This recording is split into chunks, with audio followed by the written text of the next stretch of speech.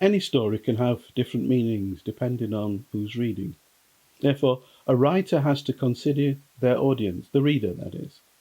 This is especially in the case of a story that has a purpose such as communicating a message, passing on information to educate or even liberate. In short, who is the story for? This year, 2024, the UK Black History Month has been given the theme Reclaiming Narratives. Now, this is ironic because 100 years earlier, Carter G. Woodson launched his first Negro history event, an event that would later become known as Black History Month. Woodson's aim was essentially about reclaiming the narrative. He wanted to correct the centuries of misinformation and lies told by European nations about African peoples and rewrite Africa and Africans back into world history. It's both telling and unfortunate that a century later we are still trying to reclaim the narrative. Some may say that this is testament to the failure of Black History Month, whereas I would argue that it is we who have failed Black History Month. Just as with Black Lives Matter and Windrush, Black History Month became a bandwagon onto which many jumped with no real knowledge or understanding of its true purpose, and little real purpose of their own except to access funding or because everyone else is doing it. The title itself doesn't help. Black means nothing, and because of this, can also mean everything, as individuals and organizations apply their own definitions. History is often interpreted simply as chronology.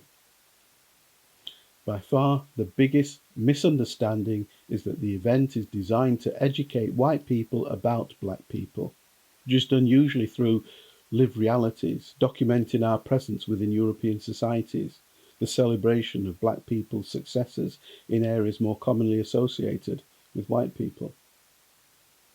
Over the past almost 50 years, I have attended many Black History Month events, conferences, training events, etc., which have consisted of little more than example upon example of racism. Obviously, these events weren't designed to educate me.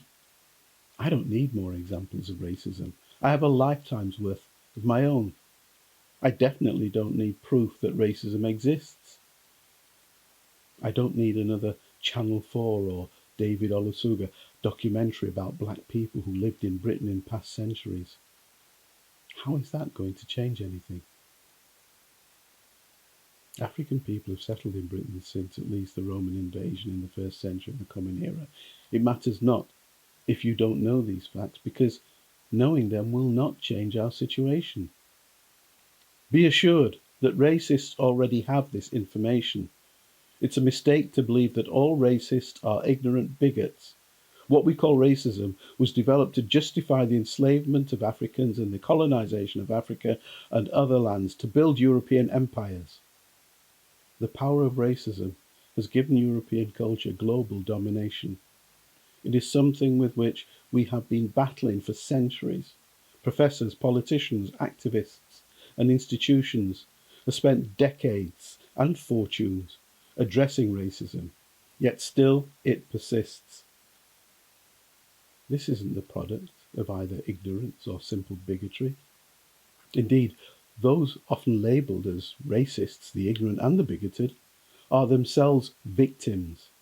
They're little more than fodder, educated through hate and lies to be the shock troops of racism and take the brunt of any backlash.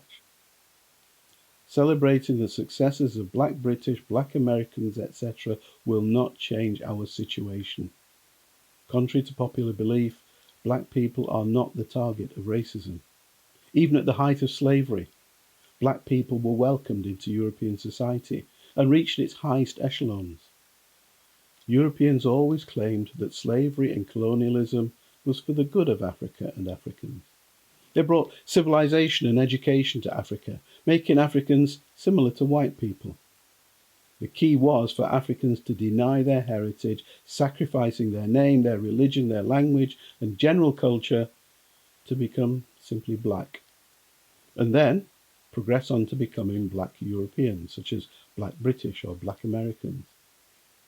Promoting these Eurocentric blacks who've achieved in areas previously exclusive to white Europeans doesn't challenge racism. It only gives credence to those racist assertions.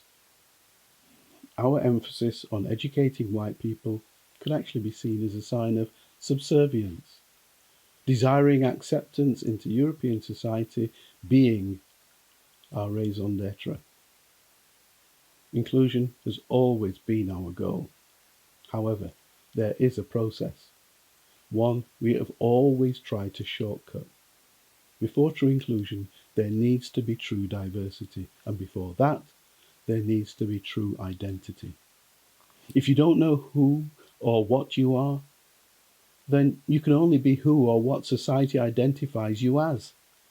If your political purpose is to demonstrate that you can fit into a society as it is, perhaps with minor adjustments, then this will not create a properly diverse society. If society is not truly diverse, then only those who fit its values and ideals will be included. This is not true inclusion. Having attended many equal opportunities and race equality training events, conferences, meetings, and consultations, I have yet to experience one that I feel was genuinely targeted at me. Having attended many Black History Month events, I not only feel that the same as above, but also have yet to experience one that has informed or educated me, or is even designed to inform or educate me. Our story